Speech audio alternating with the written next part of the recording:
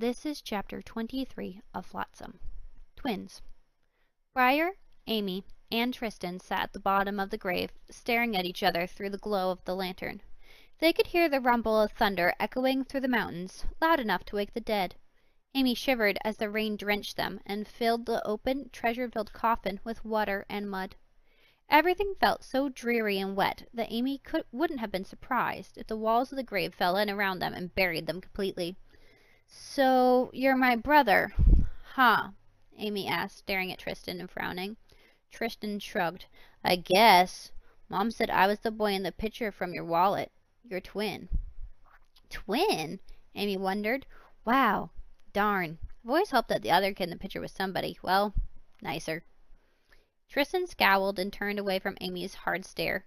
"Sorry to disappoint you. You're not exactly the kind of sister I would have wanted either."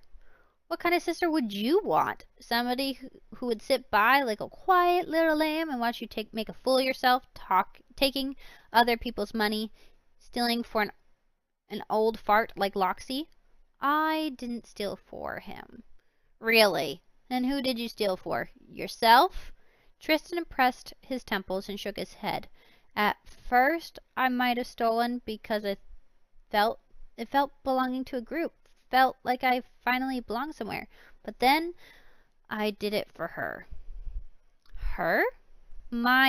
Our mom." "You stole for a woman who doesn't even care about you?" "I thought she did, okay? Just cool it. I bet you would do the same thing too if she asked you."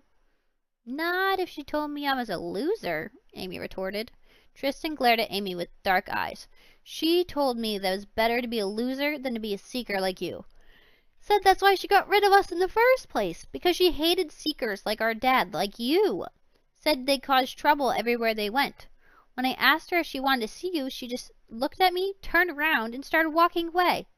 "That's a lie," Briar cut in, seeing the hurt look on Amy's face. "No mother would ever do that." Tristan laughed. "She did. She walked away. She said she'd never wanted to see you again." Amy was suddenly at a loss for words. She averted her gaze from Tristan, feeling angry and ashamed. Tristan felt a stab of guilt when he saw a stray tear fall down Amy's cheek. He hadn't meant to be so heartless. "Hey," he said. "Amy, I'm sorry. I didn't mean to." "To what?" she snapped. "Make me feel worthless? Well, you did. Now go ahead and congratulate yourself. I always knew there was something wrong with me. If it hadn't been for me, maybe you'd still be with her. Maybe you would have had a normal life." Tristan let out a bitter laugh. "Maybe it's a good thing that I'm not with her." "How could that be good?" "Because she's mean and nasty." "If you ask me," Briar said, "you two are pretty lucky. I mean, a loser and a seeker sitting side by side. What more could you two ask for in a family anyway? I think you guys complement each other quite well." "You think that?" "What?" Amy snapped, staring at Briar. Briar threw up his hands, exasperated. "Never mind what I think. Why don't you let bygones be bygones and ask your brother to boost you out of here so we can get out?"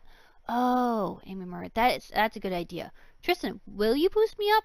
Tristan nodded. "Sure, whatever." He knelt down and waited for Amy to step onto his shoulders. Amy sniffed indifferently and got on, pulling his hair and steadying herself by his ears, just because he deserved to feel a little extra pain for all the hurt he has caused her. "Gosh!